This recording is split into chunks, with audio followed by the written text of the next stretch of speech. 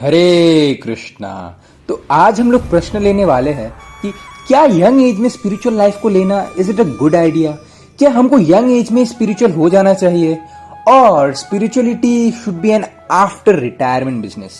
जब हम बुढ़े हो जाते हैं, बुजुर्ग हो जाते हैं, जब किसी काम के नहीं रहते, जब हमारी कोई नहीं सुनता, तब हमें स्पिरिचुअल हो जाना चाहिए। So is it like that? तो आज इस पे हम लोग चर्चा करने का प्रयास करेंगे। तो सबसे पहली बात, अगर हमको एक अच्छा हलवा बनाना है ना, तो हमें वो कढ़ाई के अंदर खड़े होकर नहीं बनाना चाहिए। अगर हम लोग कढ़ाई के अंदर खड़े होकर हलवा बनाएंगे तो हम खुद हलवा बन जाएंगे। अगर हमको अच्छा हलवा बनाना है तो हमें कढ़ाई के बाहर से हलवा बनाना चाहिए। तो इसी प्रकार से हमारी फैमिली लाइफ का, हमारी पर्सनल लाइफ का, हमारी प्रोफेशनल लाइफ का, अगर हम चाहते हैं कि इन सब का हम एक अच्छा सा स्वीट हलवा बना सके, इनको अच्छे से संभाल सके, तो हमें एक सेपरेट स्टैंड पॉइंट चाहिए स्पिरिचुअल लाइफ का। सो स्पिरिचुअल लाइफ जो है वो ऑप्शनल नहीं है, वो मैंडेटरी है। अगर इस मैंडेटरी स्पिरिचुअल लाइफ की अच्छी स्टैंडिंग अगर हमको मिल जाती है तो अपनी पर्सनल लाइफ का, प्रोफेशनल लाइफ का, फैमिली लाइफ का अच्छे से हम लोग कैटर कर सकते हैं। तो पहला जो फायदा हमें मिलता है इससे कि हमारी लाइफ ज्यादा पीसफुल हो जाती है अगर हम स्पिरिचुअलिटी को लेते हैं तो ऐसा करने से होगा क्या, हम अपने जिंदगी की जो बहुत सारी पहलुएं हैं उसे हम लोग ठीक से संभाल पाएंगे and we can be more peaceful by regulating our desires. दूसरा जो हमें फायदा मिलता है वो है हम अपनी बैड हैबिट्स को यंग एज में आसानी से अपरूट कर सकते हैं और जैसे जैसे ये बैड हैबिट्स गहरी होती चली जाती है तो इन्हें जड़ से उखाड़ना बहुत ही मुश्किल हो जाता है। तो जैसे एक बार एक व्यक्ति था, वो बूढ़ा हो गया था, रिटायर्ड हो गया था, तो उसके 3 बेटे थे। तो उन 3 बेटों ने सोचा कि हमारे पिताजी रिटायर्ड हो गए हैं, बूढ़े हो गए हैं, उनको गिफ्ट दिया जाए। तो जो पहला बेटा था उसने अपने पिताजी को एक लिमोजीन कार दी, जो लंबा कार होता है ना लिमोजीन, वो अपने पिताजी को गिफ्ट करी। और जो दूसरा बेटा था उसने अपने पिताजी को 50 कमरों वाला एक बंगला गिफ्ट किया, 50 रूम्स है जिसके अंदर। तो पिताजी को बोला, पिताजी this is gift for you on your retirement. और जो तीसरा बेटा था उसने सोचा कि मैं अपने पिताजी को कुछ ढंग का गिफ्ट दूं, क्योंकि मेरे पिताजी इस materialistic person through out his life, बहुत मेटेरियलिस्टिक पर्सन थे, वो स्पिरिचुअलिटी में बिल्कुल भी नहीं आए, स्पिरिचुअल काम एक भी नहीं किया। तो मैं सोच रहा हूँ उनको कुछ अच्छा सा गिफ्ट दूं जिससे स्पिरिचुअल लाइफ में भी कंट्रीब्यूट हो सके।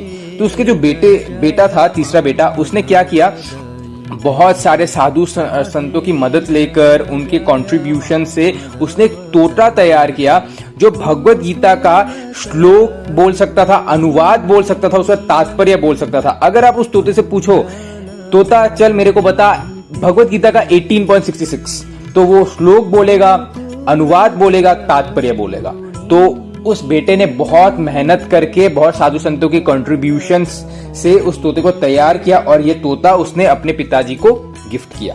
तो पहले बेटे ने लिमोजीन कार गिफ्ट की, दूसरे बेटे ने 50 कमरे वाला रूम गिफ्ट किया, तीसरे बेटे ने भगवत गीता बोलने वाला एक तोता गिफ्ट किया। तो पिताजी ने अपने तीनों बेटे को बुलाया 6 महीने बाद।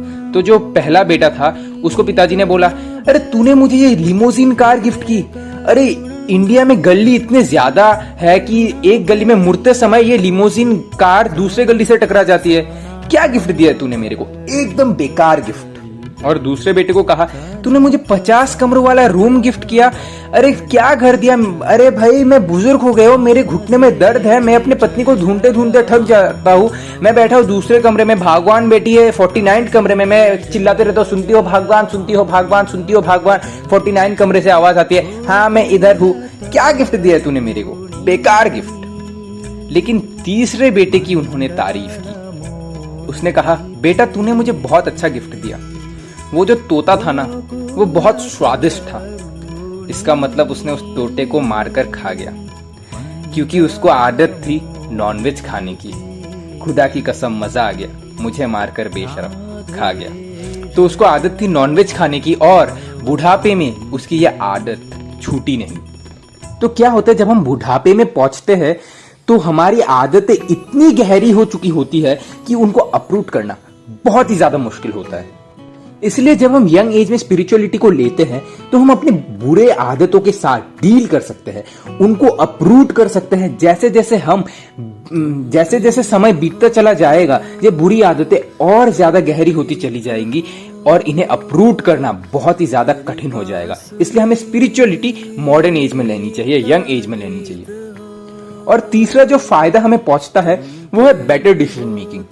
देखिए, जो लोग स्पिरिचुअल होते हैं ना, उनकी इंटेलिजेंस क्लियर होती चली जाती है, और जिनकी इंटेलिजेंस क्लियर होती चली जाती है उतनी ही ज्यादा हमारी डिसीजन मेकिंग अच्छी होती चली जाएगी। इसलिए तीसरा जो फायदा हमें मिलता है वो है बेटर डिसीजन मेकिंग। और चौथा जो फायदा है वो है पैशन रेगुलेटर। क्या होता है कि यंग एज में हमारे अंदर इतना पैशन होता है, इतनी ऊर्जा होती है, इतनी फायरी एनर्जी होती है कि अगर हम उसको रेगुलेट नहीं करें ना तो वो गलत डायरेक्शन में भी जा सकती है। तो इसलिए स्पिरिचुअलिटी को अगर हम लोग यंग एज में लेंगे तो वो हमारी पैशन रेगुलेट करने में भी मदद करेंगी, ताकि हम लोग अपने जीवन को सात्विक बना सके।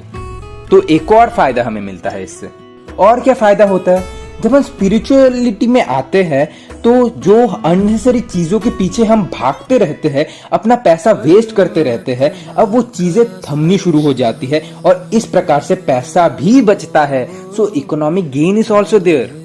और एक फायदा हमको क्या मिलता है कि हम अपने आप को भगवान को फ्रेश ऑफर कर पाते हैं और इसीलिए भगवान की ज्यादा से ज्यादा कृपा हमें मिलती है। आप सोचिए, अगर आप किसी के घर गए दीपावली में और उन्होंने आपको फंगस लगे हुए लड्डू आपको खिलाए कि आप ये लड्डू हम 2015 से घर पे रखे हुए थे, हमें पता था कि आप 2021 में आएंगे, तो ये 6 साल पुराने लड्डू फंगस लगे हुए हम आपको दे रहे हैं, सॉस जरूर लगाना, सॉस भी फंगस लगे हुए हैं। तो आपको कैसा लगेगा?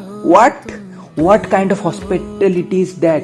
हम घर पे आए और ये व्यक्ति हमें फंगस लगे हुए लड्डू खिला रहा है। तो अगर हम लोग फंगस लगे हुए भी हो जाते हैं, मतलब बूढ़े भी हो जाते हैं ना, फिर भी भगवान हमें स्वीकार करते हैं, क्योंकि हमारे जो प्रभु है भगवान श्री कृष्ण वो बहुत ही ज्यादा करुणामय है।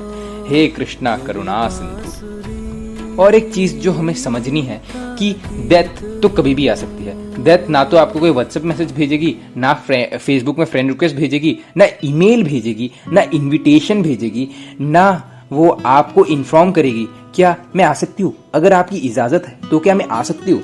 नहीं, डेथ तो कभी भी आ सकती है और इसकी कोई गारंटी नहीं है कि हम बुढ़ापे तक पहुंचे कि नहीं पहुंचे। इसलिए हमें स्पिरिचुअलिटी को यंग एज में ही लेना चाहिए।